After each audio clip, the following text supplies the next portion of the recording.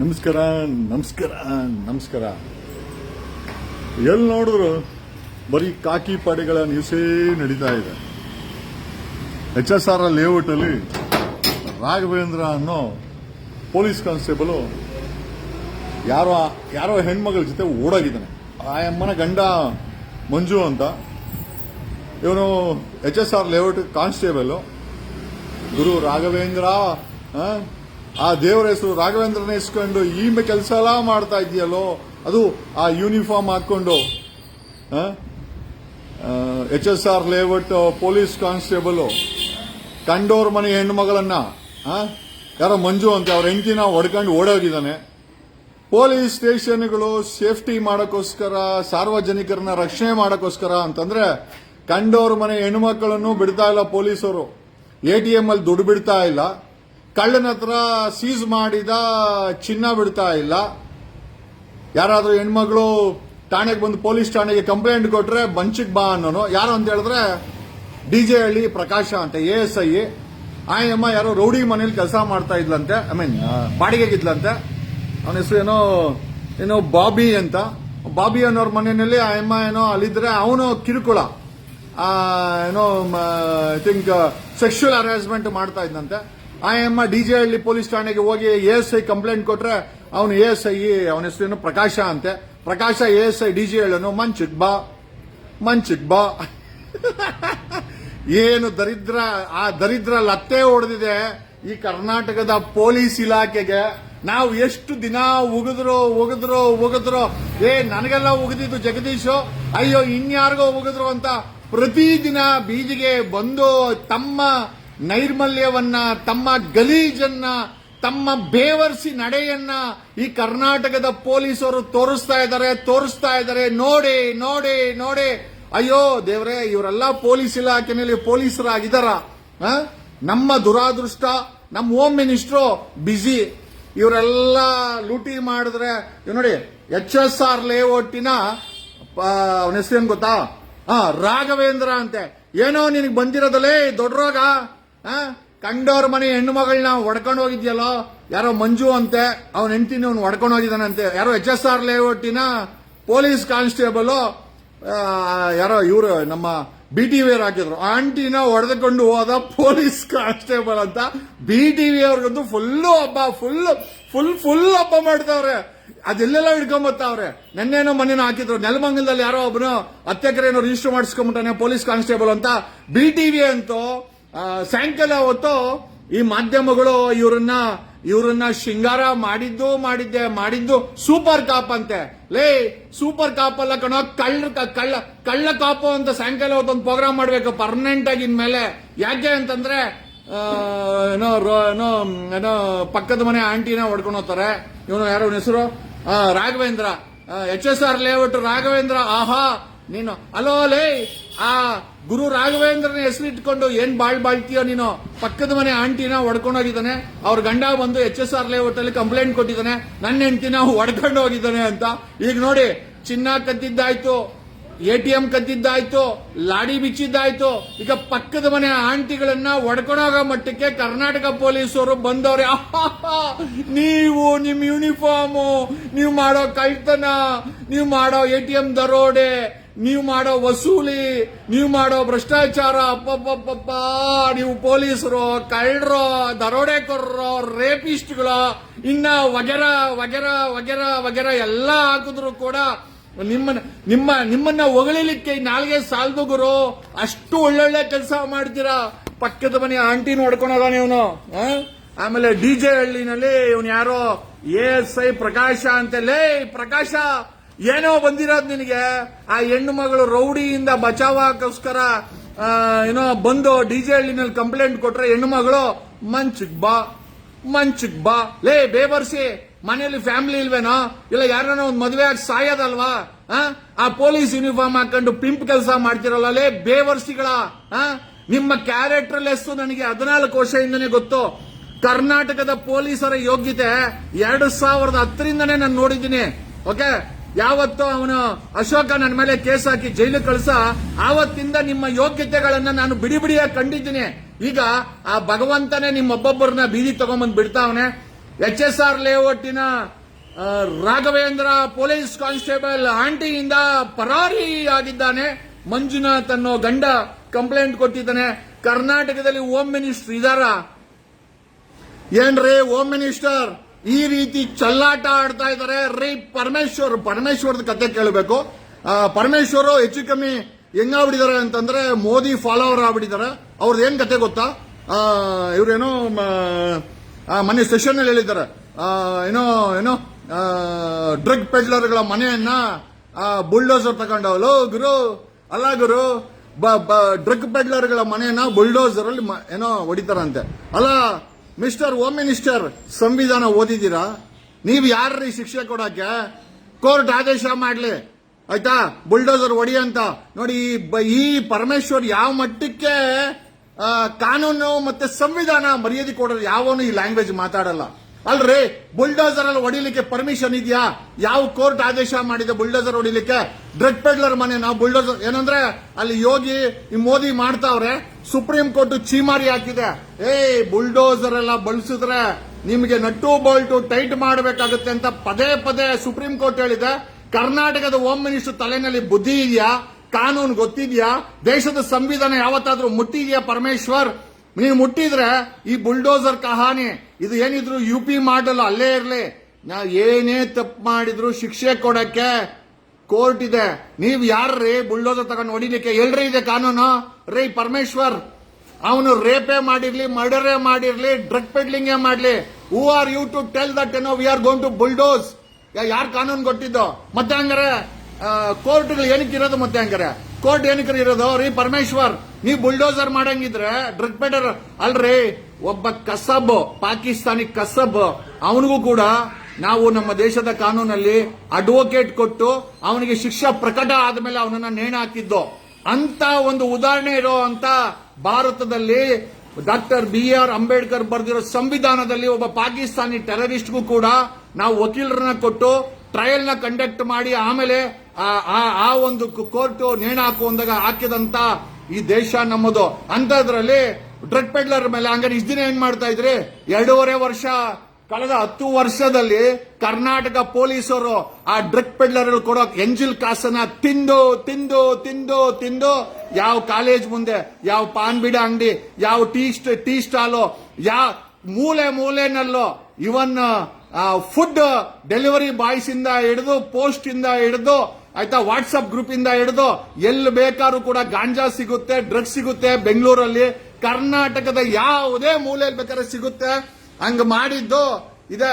ಲಾಡಿ ಬಿಚ್ಚೋ ಪೊಲೀಸರು, ಆಯ್ತಾ, ಆಂಟಿ ಜೊತೆ ಓಡೋಗೋ ಪೊಲೀಸರು, ಕದ್ದಿರೋ ಚಿನ್ನದಲ್ಲಿ ಎಂಟಿಗೆ ಒಡವೆ ಮಾಡೋ ಪೊಲೀಸರು, ಆಯ್ತಾ, ಡಕಾಯಿತಿ ಮಾಡೋ ಪೊಲೀಸರು, ATM ನ ದರೋಡೆ ಮಾಡೋ ಪೊಲೀಸರು, ಎಲ್ಲರೂ ಇವರೇ ಮಾಡಿದ್ದು.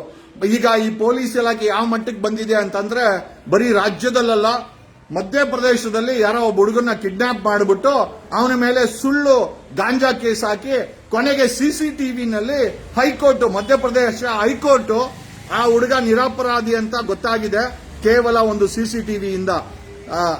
ಎಸ್ ಸರ್, ನೀವು ಒಂದು ನ್ಯೂಸ್ ಚಾನಲ್ ಬರ್ತಾ ಇದೆ ಬೈ ವೆಡ್ನೆಸ್ಡೇ ನಮ್ಮ ಚಾನಲ್ ನಿಮಗೆ ಅವೈಲೇಬಲ್ ಇರ್ತದೆ. By Wednesday we are launching our ನಮ್ಮ ಟೀಮ್ ನ್ಯೂಸ್ ಚಾನಲ್ ನ ಲಾಂಚ್ ಮಾಡ್ತಾ ಇದೆ.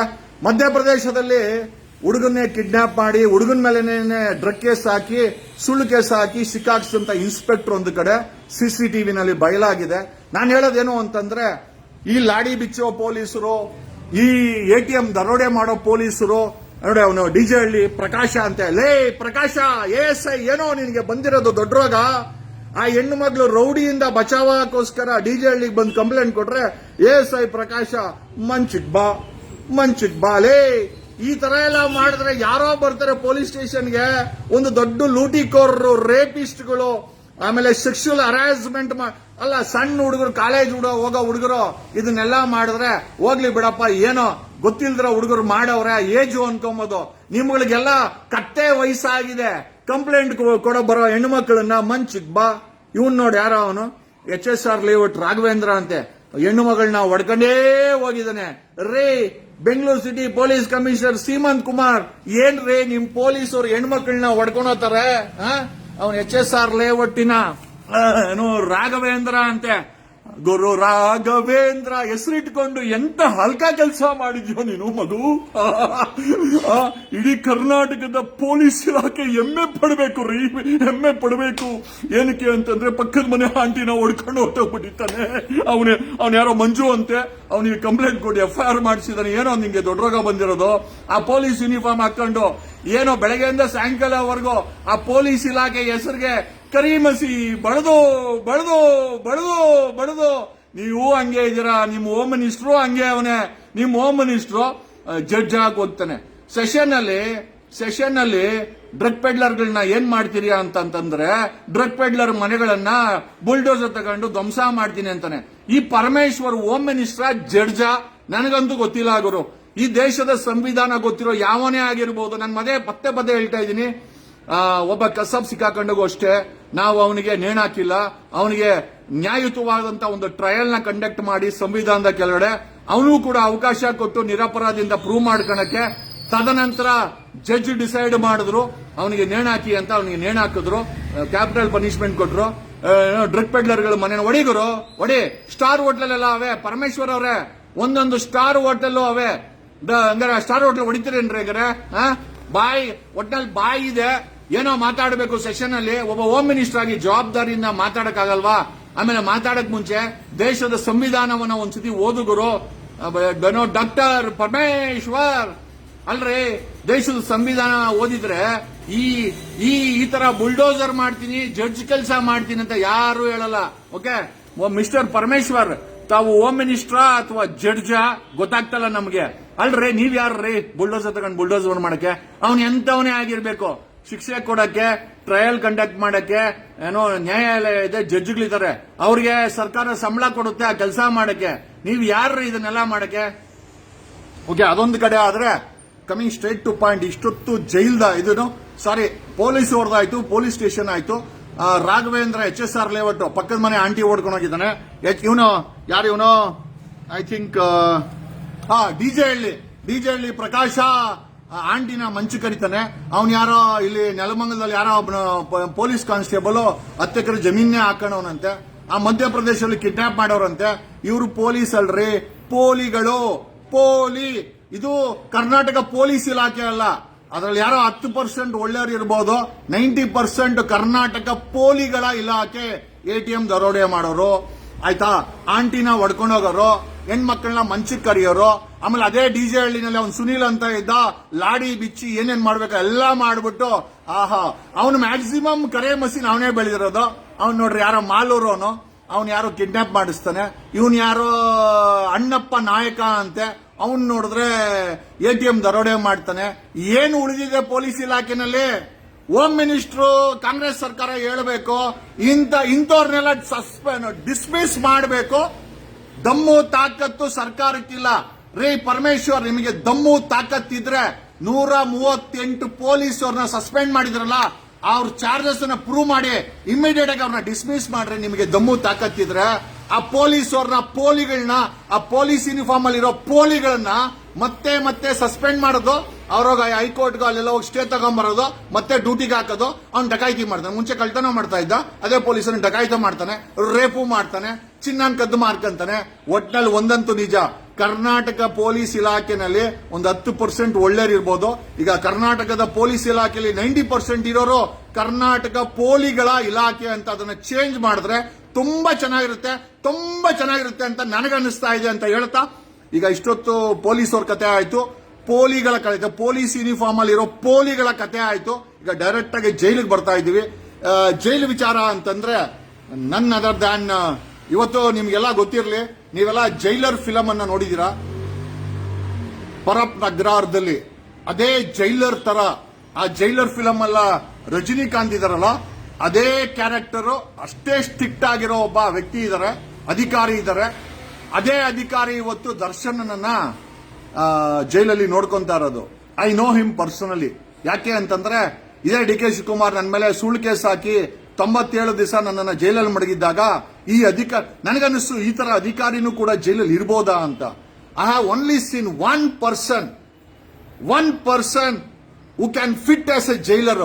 ಒಬ್ಬ ಜೈಲರ್ ಅನ್ನಕ್ಕೆ ನಾನು ನಿಜವಾಗ್ಲೂ ಎದೆ ತಟ್ಕೊಂಡು ಹೇಳ್ತೀನಿ, ಆ ಅಧಿಕಾರಿ ನಿಜವಾಗ್ಲೂ ಜೈಲರ್ ಆಗಕ್ಕೆ ಯೋಗ್ಯನೋ ಅದೇ ಅದೇ ಅದೇ ಅಧಿಕಾರಿ ಪರಪ್ರಗ್ರಹದಲ್ಲಿ ನನ್ನನ್ನ ಮೀನ್ ಈ was A jailer where I was lodge in jail.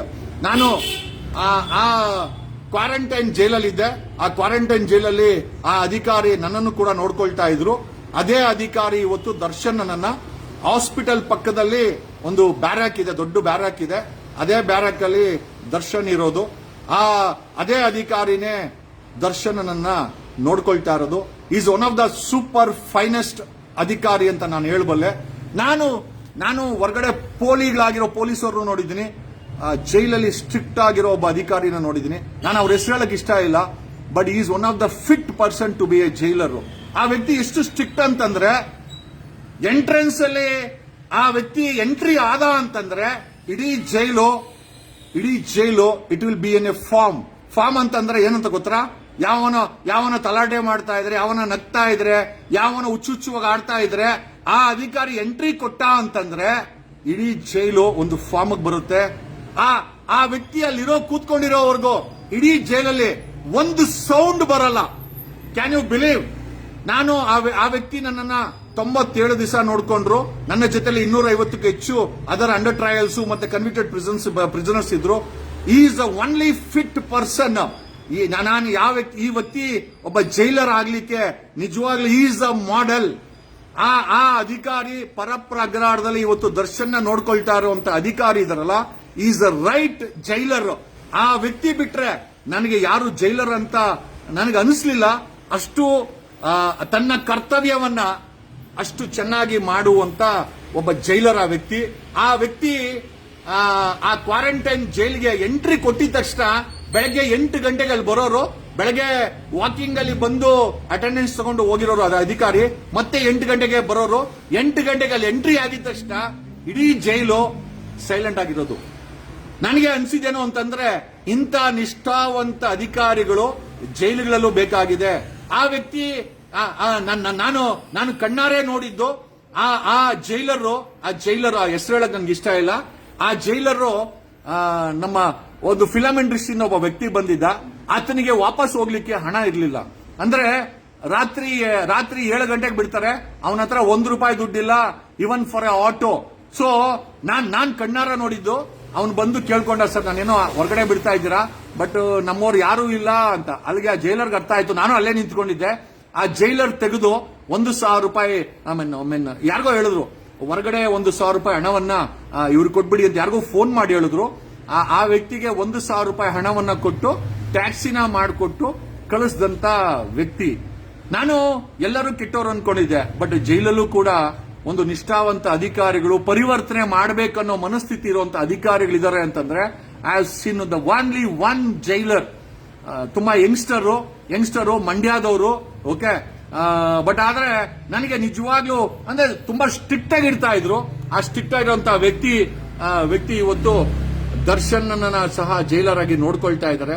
ನಾನು ಏನ್ ಹೇಳಕ್ ಇಷ್ಟಪಡ್ತೀನಿ ಅಂತಂದ್ರೆ, ನೀವು ಡೆವಿಲ್ ಫಿಲಂ ರಿವ್ಯೂಸ್ ಆಗ್ತಾ ಇದ್ದೀರಾ, ಡೆವಿಲ್ ಫಿಲಂ ಅನ್ನ ಅಪ್ರಿಶಿಯೇಟ್ ಮಾಡ್ತಾ ಇದ್ದೀರಾ, everything is set and done. ನಾನು ಹೇಳೋದೇನು ಅಂತಂದ್ರೆ, ನೀವೆಲ್ಲ ಅನ್ಕೊಂಡಂಗೆ ದರ್ಶನ್ ನಿರಪರಾಧಿಯಾಗಿ ಹೊರಗಡೆ ಬಂದ್ರೆ ಓಕೆ, ಅಕಸ್ಮಾತ್ ಕನ್ವಿಕ್ಟ್ ಆಯ್ತು ಅಂತಂದ್ರೆ ಜೀವನ ಪರ್ಯಂತ ಜೀವಾವಧಿ ಶಿಕ್ಷೆ ಆಗುತ್ತೆ. ನಾನು ಹೇಳೋದೇನು ಅಂತಂದ್ರೆ, ನೀವೆಲ್ಲ ಇವತ್ತು ಸಂಭ್ರಮಿಸ್ತಾ ಇದ್ದೀರಾ, ಬಟ್ ನಾನು ಹೇಳೋದೇನಂತಂದ್ರೆ ಅಕಸ್ಮಾತ್ ಕನ್ವಿಕ್ಷನ್ ಆಯ್ತು ಅಂತಂದ್ರೆ ಜೀವಾವಧಿ ಶಿಕ್ಷೆ ಸಿಗುತ್ತೆ. Even there is a death penalty for murder. ಆ ದರ್ಶನ್ಗೆ ಆರೋಪ ಹೊತ್ತಿರುವಂತ ಕೇಸಲ್ಲಿ ಕನ್ವಿಕ್ಷನ್ ಸಹ ಇದೆ. ಆಮೇಲೆ ಅಪರಾಧಿ ಅಂತ ಏನಾದ್ರೂ ಕೋರ್ಟ್ ತೀರ್ಮಾನ ಮಾಡಿದ್ರೆ ಜೀವನ ಪರ್ಯಂತ ಪ್ರಜ್ವಲ್ ಜೊತೆನಲ್ಲಿ ಜೈಲಲ್ಲಿ ಇರಬೇಕಾಗತ್ತೆ. ನಾನು ಹೇಳೋದೇನು ಅಂತಂದ್ರೆ, ದರ್ಶನ್ ನನ್ನ ಡೆವಿಲ್ ಫಿಲಂ ಸಂಭ್ರಮಾಚರಣೆ ಓಕೆ, ಬಟ್ ಆದ್ರೆ ಕನ್ವಿಕ್ಷನ್ ಏನಾದ್ರೂ ಆಯ್ತು ಅಂತಂದ್ರೆ ಜೀವನ ಪರ್ಯಂತ ದರ್ಶನ್ ಜೈಲಲ್ಲಿ ಜೀವಾವಧಿ ಶಿಕ್ಷೆಯನ್ನು ಅನುಭವಿಸಬೇಕಾಗತ್ತೆ. ಅಕಸ್ಮಾತ್ ಏನಾದ್ರೂ ಜಡ್ಜ್ ಏನಾದ್ರೂ ಮರಣ ದಂಡನೆ ಕೊಟ್ರೆ, for murder there is a capital punishment, ಮರಣ ದಂಡನೆ ಇದೆ. ಸೊ ನಾನು ಹೇಳೋದೇನು ಅಂತಂದ್ರೆ, ದರ್ಶನ್ ಅಭಿಮಾನಿಗಳೇ ಆಗಿರ್ಬೋದು, ದರ್ಶನ್ ಮೇಲೆ ಬಂಡವಾಳ ಹಾಕಿರೋ ಪ್ರೊಡ್ಯೂಸರ್ಗಳೇ ಆಗಿರ್ಬೋದು, ದರ್ಶನ್ ಇಷ್ಟಪಡೋ ಜನರೇ ಆಗಿರ್ಬೋದು, ನಾನು ಹೇಳೋದೇನು ಅಂತಂದ್ರೆ, ಡೆವಿಲ್ ಫಿಲಂನ ಸೈಡ್ಗಿಡಿ. ಇವತ್ತು ತುಂಬಾ ಪ್ರಮುಖವಾದುದು ಈ ದರ್ಶನ್ ಟ್ರಯಲ್ ಕಂಡಕ್ಟ್ ಆಗ್ತಾ ಇದೆ. ಅಕಸ್ಮಾತ್ ಶಿಕ್ಷೆ ಆಯ್ತು ಅಂತಂದ್ರೆ ಜೀವಾವಧಿ ಶಿಕ್ಷೆ ಆಗ್ಬಹುದು ಅಥವಾ ಕ್ಯಾಪಿಟಲ್ ಪನಿಷ್ಮೆಂಟ್ ಆಗ್ಬಹುದು. ಆಗೋದು ಬೇಡ. ಅಪರಾಧಿ ಅಂತ ಏನಾದ್ರೂ ಕೋರ್ಟ್ಗೆ ಏನಾದ್ರೂ ತೀರ್ಮಾನ ಬಂತು ಅಂದ್ರೆ ಖಂಡಿತವಾಗಿ ಈ ಶಿಕ್ಷೆ ಕೊಡುವಂತ ಸಾಧ್ಯತೆಗಳಿದೆ. ನಿರಪರಾಧಿ ಆಗುವಂತ ಸಾಧ್ಯತೆಗಳು ಇದೆ. ಬಟ್ ನಾನು ಹೇಳ್ತಾ ಇದ್ದು ಪಾಸಿಬಿಲಿಟೀಸ್. ಒಂದು ಕಡೆ ನಿರಪರಾಧಿ, ಇನ್ನೊಂದು ಕಡೆ ಕನ್ವಿಕ್ಷನ್ ಆಯ್ತು ಅಂತಂದ್ರೆ, ಇವತ್ತು ನೋಡಿ ಪ್ರಜ್ವಲನ್ಗೆ ಹೈಕೋರ್ಟ್ ಕೂಡ ಬೇಲ್ ಸಿಗ್ಲಿಲ್ಲ. ಜೀವಾವಧಿ ಶಿಕ್ಷೆ ಕೊಟ್ಟಿರುವಂತ ಆದೇಶವನ್ನ ಪ್ರಜ್ವಲ್ ರೇವಣ್ಣ ಹೈಕೋರ್ಟ್ ಅಲ್ಲಿ ಚಾಲೆಂಜ್ ಮಾಡಿದ್ರೆ ಅಲ್ಲೂ ಸಹ ಯಾವುದೇ ರಿಲೀಫ್ ಕೊಟ್ಟಿಲ್ಲ ಪ್ರಜ್ವಲ್ ರೇವಣ್ಣಂಗೆ. ಒಂದು ಕೇಸಲ್ಲಿ ಕನ್ವಿಕ್ಷನ್ ಆಗಿದೆ. ಅದೇ ರೀತಿ ಇನ್ನೂ 3 ಕೇಸ್ ಇದೆ, ಇನ್ನು 3 ರೇಪ್ ಕೇಸ್ ಇದೆ ಪ್ರಜ್ವಲ್ ಅವ್ರ ಮೇಲೆ. ಏನಾದ್ರೂ ಹೆಚ್ಚು ಕಮ್ಮಿ ಆದ್ರೆ ಜೀವನ ಪರ್ಯಂತ. ಒಂದು ರೀತಿಯಲ್ಲಿ ಕುಮಾರಸ್ವಾಮಿ ಅವರು ಫಾರಿನ್ ನಲ್ಲಿ ಬಚ್ಚಿಕೊಂಡಿದ್ದಂತ ಪ್ರಜ್ವಲ್ ರೇವಣ್ಣನ ಕರ್ಕೊಂಬಂದು ಜೈಲಿಗೆ ಬಿಡಿಸಿದ್ರು. ಅದೇನೋ ಒಂಥರ ಒಳ್ಳೇದೇ. ಬಟ್ ಅಕಸ್ಮಾತ್ ಕುಮಾರಸ್ವಾಮಿ ಅವರಿಗೆ ಒಂದು ಮೈಲೇಜ್ ಕೊಡ್ತು, ಬಿಡಪ್ಪ ಈ ದೇಶದ ಕಾನೂನಿಗೆ ದೇವೇಗೌಡರು ಫ್ಯಾಮಿಲಿ ಅವರು ಮರ್ಯಾದೆ ಕೊಡ್ತಾ ಇದ್ದಾರೆ ಅಂತ ಒಂದು ರೀತಿ ಕುಮಾರಸ್ವಾಮಿಗೆ ಮೈಲೇಜ್ ಕೊಟ್ಟೋದಾದ್ರು.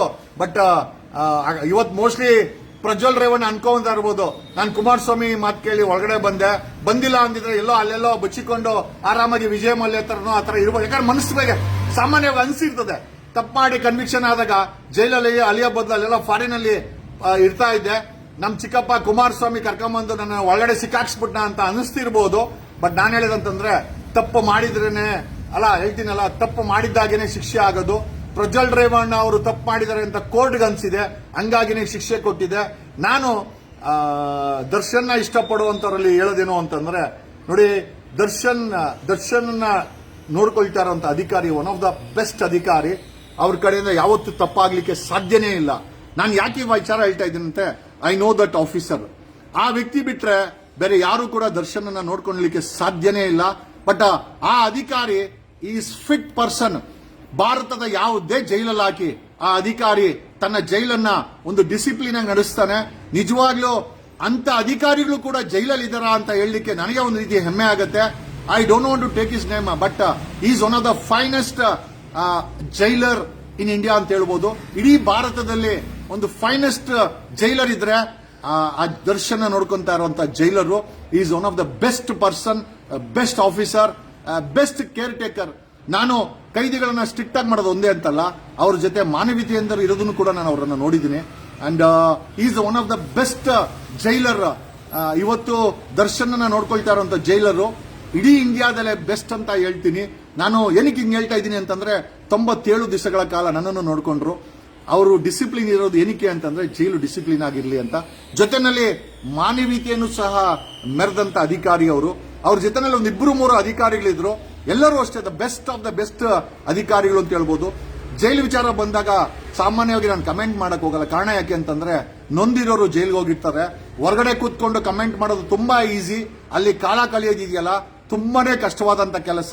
ಅಲ್ಲಿ ನಾನು ಹೇಳ್ತೀನಲ್ಲ, ಲೀಗಲ್ ಆಗಿ ಸರ್ಕಾರ ದಮ್ಮು ಮತ್ತೆ ಸ್ಮೋಕಿಂಗ್ ಅನ್ನ ಅಲೋ ಮಾಡಬೇಕು. ಯಾಕೆ ಅಂತಂದ್ರೆ ದಮ್ಮು ಮತ್ತೆ ಸ್ಮೋಕಿಂಗ್ ಇಲ್ದರ ಎಷ್ಟೋ ಜನ ಅಲ್ಲಿ ಹುಚ್ಚರಾಗ್ಬಿಟ್ಟಿದ್ದಾರೆ.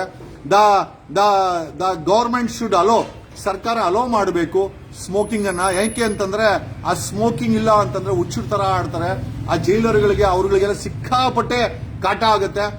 ದ ಗವರ್ಮೆಂಟ್ ಶುಡ್ ಒಂದು ದಿನದಲ್ಲಿ 1 ಬೀಡಿನೋ 2 ಬೀಡಿನೋ ಹೊಡೆಯೋ ಮಟ್ಟಕ್ಕೆ. ಯಾಕಂದ್ರೆ ಜೈಲಲ್ಲಿ ಬರೀ ನೀವು ಅನ್ಕೊಂಡ ರೀತಿ ಕೈದಿಗಳೇ ಇಲ್ಲ, ಮಂಚದ ಮೇಲೆ ಇರುವಂತವ್ರು, ಅಂದ್ರೆ ಮೇಲೆ ಹೇಳಕ್ಕೆ ಆಗಲ್ಲ, ಮಂಚದ ಮೇಲೆ ಮಲಗಿರುವಂತ 75ಕ್ಕೂ ಹೆಚ್ಚು ಕೈದಿಗಳಿದ್ದಾರೆ.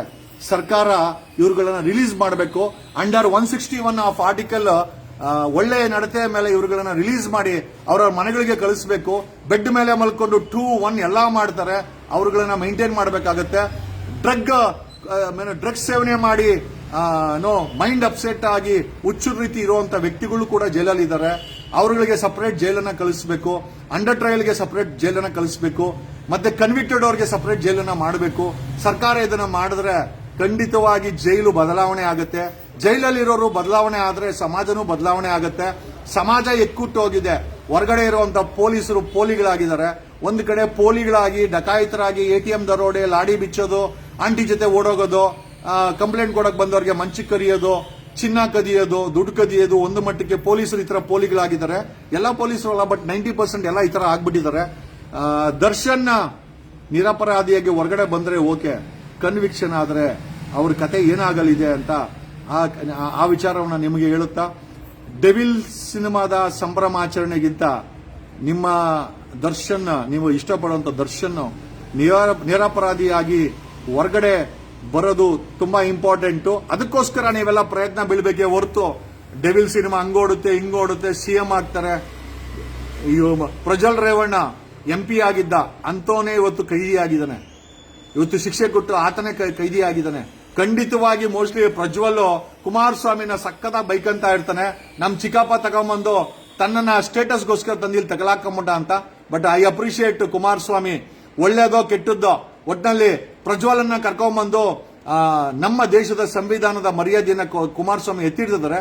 ಬಟ್ ಡೆಫಿನೆಟ್ಲಿ ಪ್ರಜ್ವಲ್ ಖಂಡಿತವಾಗಿ ನಮ್ಮ ಚಿಕ್ಕಪ್ಪ ಶಿಕ್ಷೆ ಹಾಕಿಸಿದ್ದಾರೆ ಅಂತ ಅನ್ಕೊಂಡಿರ್ತಾನೆ. ಅದು ಇರ್ಲಿ ಬಿಡಿ, ಅದು ಬೇರೆ ವಿಚಾರ. ತಪ್ಪು ಮಾಡಿದ್ರೆ ನೀವು ಶಿಕ್ಷೆ ಆಗುತ್ತೆ, ತಪ್ಪು ಮಾಡಿಲ್ಲ ಅಂದ್ರೆ ಎಲ್ಲಿ ಶಿಕ್ಷೆ ಆಗುತ್ತೆ. ದರ್ಶನ್ ವಿಚಾರದಲ್ಲಿ ದರ್ಶನ್ ಅಭಿಮಾನಿಗಳು, ದರ್ಶನ್ನ ಇಷ್ಟಪಡೋರು, ಪ್ರೊಡ್ಯೂಸರ್ಸ್, ಫಿಲಂ ಇಂಡಸ್ಟ್ರಿ, ನಾನು ಹೇಳೋದೇನು ಅಂತಂದ್ರೆ ಅಕಸ್ಮಾತ್ ನಿರಪರಾಧಿ ಆದ್ರೆ ಓಕೆ, ದರ್ಶನ್ಗೆ ಶಿಕ್ಷೆ ಆದ್ರೆ ಏನಾಗಬಹುದು ಅಂತ ನಿಮ್ಮ ಹೂವಿಗೆ ಬಿಟ್ಟಿದ್ದು ಅಂತ ಹೇಳುತ್ತಾ, ದಯಮಾಡಿ ನಿರಪರಾಧಿಯಾಗಿ ಹೊರಗಡೆ ಬರಲಿಕ್ಕೆ ಪ್ರಯತ್ನ ಬೀಳಬೇಕೇ ಹೊರತು ಯಾವುದೋ ಫಿಲಂ ಅಂತ 100 ಫಿಲಂ ಮಾಡಬಹುದು. ಹೊರಗಡೆ ಇದ್ರೆ ಕನ್ವಿಕ್ಷನ್ ಆಯ್ತು ಅಂತಂದ್ರೆ ಅದು 2 ತರದ ಶಿಕ್ಷೆ ಆಗುವಂತ ಸಾಧ್ಯತೆ ಇದೆ. ಒಂದು ನಿರಪರಾಧಿ ಆಗ್ಬೋದು, ಅಥವಾ ಶಿಕ್ಷೆ ಆದ್ರೆ 2 ರೀತಿ ಶಿಕ್ಷೆ ಆಗುತ್ತೆ. ಒಂದು ಜೀವಾವಧಿ ಶಿಕ್ಷೆ, ದರ್ಶನ್ ಅಂಡ್ ಟೀಮ್ಗೆ ಜೀವಾವಧಿ ಶಿಕ್ಷೆ. ಬಟ್ ದರ್ಶನ್ ಅಂಡ್ ಪವಿತ್ರ ಮಾತ್ರ ಡೆಫಿನೆಟ್ಲಿ ಅವರಿಬ್ಬರಿಗೂ ಶಿಕ್ಷೆ ಆಗುವಂತ ಸಾಧ್ಯತೆಗಳು ತುಂಬಾ ಜಾಸ್ತಿ ಇದೆ ಅಂತ ಈ ಮೂಲಕ ನಿಮಗೆ ಹೇಳುತ್ತಾ, ದಯಮಾಡಿ ಅವ್ರನ್ನ ಹೊರಗಡೆ ಬರೋದ್ರ ಬಗ್ಗೆ ಯೋಚನೆ ಮಾಡಿ ಹೊರತು ಸಂಭ್ರಮಾಚರಣೆ ಆಮೇಲೆ ಇರಲಿ. ಆಮೇಲೆ it is not that easy. Darshan ಹೊರಗಡೆ ಬರೋದು ಅಷ್ಟು ಈಸಿನೂ ಅಲ್ಲ. ನನಗೆ ಗೊತ್ತಿರೋ, ನನಗೇನೋ ದರ್ಶನ್ ಮೇಲೆ ಕೋಪ ಇಲ್ಲ, ಪಾಸಿಬಿಲಿಟೀಸ್ ಹೇಳ್ತಾ ಇರೋದು. ಹೊರಗಡೆ ಬರುವಂತ ಸಾಧ್ಯತೆಗಳು ಕಡಿಮೆ ಇದೆ, ಶಿಕ್ಷೆ ಆಗುವಂತ ಸಾಧ್ಯತೆಗಳು ಜಾಸ್ತಿ ಇದೆ. ಹಾಗಾಗಿ ಶಿಕ್ಷೆ ಆದ್ರೆ 2 ರೀತಿ ಆಗುತ್ತೆ. ಒಂದು ಜೀವಾವಧಿ ಶಿಕ್ಷೆ ಆಗುತ್ತೆ, ಅಥವಾ ಡೆತ್ ಪೆನಾಲ್ಟಿ ಆಗ್ಬೋದು, ಯಾಕಂದ್ರೆ ಮರ್ಡರ್ ಕೇಸು. ಹಾಗಾಗಿ ನಾನು ಹೇಳೋದೇನು ಅಂತಂದ್ರೆ, ನೀವು ದರ್ಶನ ಇಷ್ಟಪಡೋರು ಯಾರೇ ಆಗಿರ್ಬೋದು, ಹೊರಗಡೆ ತರಲಿಕ್ಕೆ ಪ್ರಯತ್ನ ಬಿಡಿ. ಓಕೆ, ಅವರು ನಿರಪರಾಧಿಗೆ ಹೊರಗಡೆ ಬರಲಿ ಅಂತ ನಾನು ಕೂಡ ಆಸೆ ಬೀಳ್ತೀನಿ. ಬಟ್ ಅಕಸ್ಮಾತ್ ನಿಜವಾಗ್ಲೂ ಈ ಒಂದು ಕೊಲೆಯನ್ನ ಅವರು ಮಾಡಿದ್ದಾರೆ, ಖಂಡಿತವಾಗಿ ಶಿಕ್ಷೆ ಕೂಡ ಆಗಬೇಕು. ಯಾಕೆ ಅಂತಂದ್ರೆ ಕಾನೂನು ಮುಂದೆ ಯಾರು ಕೂಡ ದೊಡ್ಡವರಲ್ಲ, ಅದು ಯಾರೇ ಆಗಿರ್ಬೋದು. ಅಂತ ಪ್ರಜ್ವಲ್ ರೇವಣ್ಣನಿಗೆ ಶಿಕ್ಷೆ ಆಗಿದೆ ಅಂತಂದ್ಮೇಲೆ ಕಾನೂನು ಮುಂದೆ ಯಾರು ದೊಡ್ಡವರೇನಲ್ಲ. ಕೋರ್ಟ್ಗೆ ದರ್ಶನ್ ತಪ್ಪು ಮಾಡಿದ್ದಾರೆ ಅಂತಂದ್ರೆ ಖಂಡಿತವಾಗಿ ಶಿಕ್ಷೆ ಆಗೇ ಆಗುತ್ತೆ. ಅಕಸ್ಮಾತ್ ಅವರು ತಪ್ಪು ಮಾಡಿಲ್ಲ ಅಂತ ಕೋರ್ಟ್ಗೆ ಅನ್ಸಿದ್ರೆ ಅವ್ರನ್ನ ನಿರಪರಾಧಿಯಾಗಿ ಬಿಡುಗಡೆ ಮಾಡ್ತಾರೆ. ನಿರಪರಾಧಿಯಾಗಿ ಬಿಡುಗಡೆ ಆದ್ರೆ ಓಕೆ. ಅಕಸ್ಮಾತ್ ದರ್ಶನ್ಗೆ ಶಿಕ್ಷೆ ಆದ್ರೆ ದರ್ ಆರ್ 2 ಪಾಸಿಬಿಲಿಟೀಸ್. ಒಂದು ಜೀವಾವಧಿ ಶಿಕ್ಷೆ, ಜೀವನ ಪರ್ಯಂತ ದರ್ಶನ್ ಜೈಲಲ್ಲೇ ಇರಬೇಕು. ಎರಡನೇದು ಕ್ಯಾಪಿಟಲ್ ಪನಿಷ್ಮೆಂಟ್ ಆಫ್ ಕ್ಯಾಪಿಟಲ್, ಕೊಲೆಗೆ ನೇಣುಗಂಬಕ್ಕೆ ಹಾಕುವಂತ ಸಾಧ್ಯತೆಗಳು ಕೂಡ ಇದೆ. ಸೊ ಇದೆರಡೂ ಕೂಡ ರಿಯಾಲಿಟಿನೇ. ನೀವು ಬೈಕೊಳಕ್ ಹೋಗ್ಬಿಡಿ. ಯಾಕೆ ಅಂತಂದ್ರೆ ಬರೀ ಸಂಭ್ರಮಾಚರಣೆ ಅಲ್ಲ, ಶಿಕ್ಷೆ ಆದ್ರೆ ನೇಣುಗಂಬಕ್ಕೆ ತನ್ನ ಕುತ್ತಿಗೆಯನ್ನು ಕೊಡಬೇಕಾಗುತ್ತೆ ದರ್ಶನ್. ಜೊತೆನಲ್ಲಿ ಜೀವಾವಧಿ ಶಿಕ್ಷೆ ಆದ್ರೆ ಪ್ರಜ್ವಲ್ ರೇವಣ್ಣನ್ ತರ ಇಡೀ ಜೀವನವೇ ಜೈಲಲ್ಲಿ ಕಳೀಬೇಕಾಗತ್ತೆ. 2 ಪಾಸಿಬಿಲಿಟೀಸ್ ಇರೋದ್ರಿಂದ ದಯಮಾಡಿ ಸ್ವಲ್ಪ ತಾಳ್ಮೆಯಿಂದ ವರ್ತನೆ ಮಾಡಿ. ಅವ್ರ ಮನೆಯವರು ಮತ್ತೆ ಅವರ ವಕೀಲರು ಅವ್ರನ್ನ ಹೊರಗಡೆ ತರಲಿಕ್ಕೆ ಪ್ರಯತ್ನ ಮಾಡಕ್ಕೆ ನೀವುಗಳು ಕೂಡ ಅವಕಾಶ ಮಾಡಿಕೊಡ್ಬೇಕು. ಹುಚ್ಚುತನವನ್ನ ಮೆರೆಯಕ್ ಹೋಗ್ಬೇಡಿ. ಯಾರೋ ಮನೆ ಹಾಕಿದ್ರು ದರ್ಶನ್ ಬಂದ್ಮೇಲೆ CM ಆಗ್ತಾರೆ ಅಂತ. ಖಂಡಿತ ಒಬ್ಬ MP ಆಗಿದ್ದವನು ಜೀವಾವಧಿ ಶಿಕ್ಷೆ ಆಗಿ ಜೈಲು ಹೊಡಿತಾವನೆ. ಬೇರೆ ಯಾರೂ ಅಲ್ಲ, ಅವ್ರ ತಾತ ಪ್ರಧಾನಮಂತ್ರಿ, ಅವರ ಚಿಕ್ಕಪ್ಪ 2 ಬಾರಿ CM ಆದವರು, ಅವ್ರ ತಂದೆ ಮಿನಿಸ್ಟರ್ ಆದವರು. ಅಂತ ಅವರ ಮನೆಯ ಮಗ ಇವತ್ತು ಜೈಲು ಹೊಡಿತಾವನೆ ಜೀವಾವಧಿ ಶಿಕ್ಷೆನಲ್ಲಿ. ಇಟ್ಸ್ ನನ್ ಅದರ್ ದ್ಯಾನ್ ದೇವೇಗೌಡರ ಕುಟುಂಬದ ಕುಡಿ ಪ್ರಜ್ವಲ್ ರೇವಣ್ಣ. ಅಂತ ದೊಡ್ಡ ಕುಟುಂಬದವರ ಮನೆ ಮಕ್ಕಳೇ ಶಿಕ್ಷೆ ಆಗಿದೆ ಅಂತಂದ್ರೆ ನ್ಯಾಯಾಲಯಕ್ಕೆ ನ್ಯಾಯ ಅನ್ನೋದು ಈ ದೇಶದಲ್ಲಿ ಇನ್ನ ಉಳಿದಿದೆ ಅಂತ ನಾವೆಲ್ಲ ಅನ್ಕೊಳ್ಬೇಕಾಗಿದೆ. But at the same time Darshan ಅವರ ವಿಚಾರದಲ್ಲಿ ಹೇಳಿದ್ನಲ್ಲ, ದರ್ಶನ್ ಅವರ ವಿಚಾರದಲ್ಲಿ 2 ಪಾಸಿಬಿಲಿಟೀಸ್. ಒಂದು ನಿರಪರಾಧಿಯಾಗಿ ಹೊರಗಡೆ ಬರಬಹುದು, ಅಕಸ್ಮಾತ್ ಶಿಕ್ಷೆ ಆದ್ರೆ 2 ರೀತಿಯ ಶಿಕ್ಷೆ ಆಗುತ್ತೆ. ಒಂದು ಜೀವಾವಧಿ ಶಿಕ್ಷೆ, ಎರಡನೇದು ಡೆತ್ ಪೆನಾಲ್ಟಿ. ಹಾಗಾಗಿ ದಯಮಾಡಿ ನಾನು ಕೇಳೋದೇನು ಅಂತಂದ್ರೆ, ಈ ಡೆವಿಲ್ ಫಿಲಂ ಬಗ್ಗೆ ಸೆಲೆಬ್ರೇಷನ್ ಎಲ್ಲ okay, but at the same time ಅಕಸ್ಮಾತ್ ದರ್ಶನ್ಗೆ ಶಿಕ್ಷೆ ಆದ್ರೆ ಜೀವನ ಪರ್ಯಂತ ಜೈಲಲ್ಲಿ ಇರಬೇಕಾಗತ್ತೆ.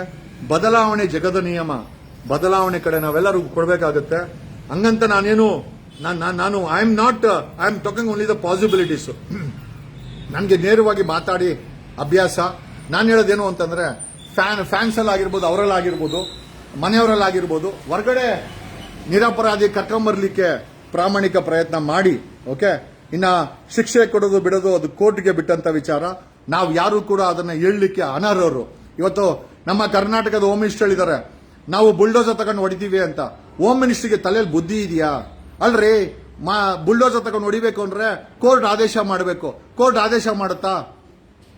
ನೋಡ್ರಿ, ಇಂಥವ್ರು ದೇಶದ ಕಾನೂನು ಗೊತ್ತಿಲ್ಲ, ದೇಶದ ಸಂವಿಧಾನ ಗೊತ್ತಿಲ್ಲದವರೆಲ್ಲ ಇವತ್ತು ಹೋಮ್ ಮಿನಿಸ್ಟರ್ಗಳಾಗಿದ್ದಾರೆ. ಬದಲಾವಣೆ ಜಗತ್ತಿನಲ್ಲಿ ಬೇಕಾಗಿದೆ, ರಾಜ್ಯದಲ್ಲಿ ಬೇಕಾಗಿದೆ, ರಾಷ್ಟ್ರದಲ್ಲಿ ಬೇಕಾಗಿದೆ. ಅರಿವಿರುವಂತ ವ್ಯಕ್ತಿಗಳು ಹೋಮ್ ಮಿನಿಸ್ಟರ್ ಆಗಬೇಕು, ಸಿಎಂ ಆಗಬೇಕು. ನೋಡ್ರಿ, ಅದಕ್ಕೆ ಹೇಳೋದು, ಕಾನೂನು ಗೊತ್ತಿರಬೇಕು, ತಿಳುವಳಿಕೆ ಇರಬೇಕು, ಅಂತ ವ್ಯಕ್ತಿಗಳು ಹೋಮ್ ಮಿನಿಸ್ಟರ್ ಆಗಬೇಕು. ಜಾತಿ ಧರ್ಮಕ್ಕೋಸ್ಕರ ನಾವು ಇಷ್ಟಪಟ್ಟು ಇಂಥ ವ್ಯಕ್ತಿಗಳನ್ನ ನಾವು ಹೋಮ್ ಮಿನಿಸ್ಟರ್ ಸಿಎಂಗಳನ್ನ ಮಾಡ್ತೀರಿ. ತಲೆ ಇಲ್ದವನೆಲ್ಲ ಹೋಮ್ ಮಿನಿಸ್ಟರ್ ಆಗ್ತಾನೆ. ಆಯ್ತಾ? ಇಂಥ ಪರಿಸ್ಥಿತಿಗೆ ನಮ್ಮ ಬಂದು ನಿಂತಿದೆ. ವಾಟ್ ಎವರ್ ಇಟ್ಸ್ ಸೆಕೆಂಡ್ ಅನ್ನ ಒಂದು ಕಡೆ ಸಮಾಜದಲ್ಲಿ ಪೋಲಿಗಳ ತರ ದಿನ ಬಿಂಬಿಸ್ಕೊಳ್ತಾ ಇರುವಂತ ಒಂದು ಪೊಲೀಸ್ ಇಲಾಖೆ ಒಂದಾದ್ರೆ, ರಾಜ್ಯದಲ್ಲಿ ಅದು ಪರಪ್ಪನ ಅಗ್ರಹಾರದಲ್ಲಿ ಒಬ್ಬ ಒಳ್ಳೆಯ ಜೈಲರ್ ಇದ್ದಾನೆ. ಓಕೆ, ಆ ಜೈಲರೇ ದರ್ಶನ ನೋಡ್ಕೊಂತಾ ಇರೋದು ಅಂತ ಈ ಮೂಲಕ ಹೇಳುತ್ತಾ, and I wish all the best Darshan ಫ್ಯಾನ್ಸ್ಗೆ, ದರ್ಶನ್ ನಂಬಿರೋರ್ಗೆ, ದರ್ಶನ ಇಷ್ಟಪಡೋರ್ಗೆ. I definitely wish them all the best. But still the possibilities are okay. ಒಂದು ನಿರಪರಾಧಿ ಆಗ್ಬೋದು, ಎರಡನೇದು ಶಿಕ್ಷೆನೂ ಆಗ್ಬೋದು. ಶಿಕ್ಷೆ ಆದರೆ ಎರಡು ರೀತಿಯ ಶಿಕ್ಷೆ, ಒಂದು ಜೀವಾವಧಿ ಶಿಕ್ಷೆ ಅಥವಾ ಡೆತ್ ಪೆನಾಲ್ಟಿ. ದಯಮಾಡಿ ಇದು ಆಗದಿರಲಿ ಅಂತ ಬೇಡ್ಕೊಳ್ಳಿ, ಮಿಕ್ಕಿದ್ದು ಕೋರ್ಟ್ಗೆ ಬಿಟ್ಟಿದ್ದು ಅಂತ ಹೇಳುತ್ತಾ, ನಾನು ಯಾರ ದ್ವೇಷನೂ ಮಾಡಲ್ಲ. ನನಗೆ ಗೊತ್ತಿರೋದನ್ನ ಪ್ರಾಮಾಣಿಕವಾಗಿ ಹೇಳಕ್ಕೆ ನಾನು ಪ್ರಯತ್ನ ಬಿದ್ದಿದ್ದೀನಿ. ದರ್ಶನ್ ನೋಡ್ಕೊಂತಾ ಇರುವಂತ jail, it is one of the best jail. ಅದು ಕ್ವಾರಂಟೈನ್ ಜೈಲು. ಯಾಕಂದ್ರೆ ನಾನು ಕೂಡ 97 ದಿವಸ ಇದ್ದೆ ಅಲ್ಲಿ. ಆಮೇಲೆ ದರ್ಶನ್ ನೋಡ್ಕೊಂತಾರ ಅಧಿಕಾರಿ, one of the best jailer in the India. ಇಡೀ ಇಂಡಿಯಾದಲ್ಲೇ one of the best jailer ಅಂತ ಹೇಳ್ಬೋದು. ನಾನು ನಿಜವಾಗ್ಲೂ ಹೇಳ್ತೀನಿ, ನಾನ್ ಸಿಎಂ ಆದ್ರೆ I definitely recommend him for a president medal. ನಾನ್ ಸಿಎಂ ಆಗಿದ್ದ ದಿವಸ ಆ ಅಧಿಕಾರಿಗೆ ಪ್ರಾಮಾಣಿಕವಾಗಿ ಒಂದು ಪ್ರೆಸಿಡೆಂಟ್ ಮೆಡಲ್ ನ ಅವಾರ್ಡ್ ಮಾಡಲಿಕ್ಕೆ ರೆಕಮೆಂಡ್ ಮಾಡ್ತೀನಿ. ಯಾಕಂದ್ರೆ ಈ ಡಿಸರ್ವ್ಸ್. ಓಕೆ, ಅಷ್ಟು ಈಸಿ ಅಲ್ಲ ಜೈಲನ್ನ ಮೇಂಟೈನ್ ಮಾಡೋದು.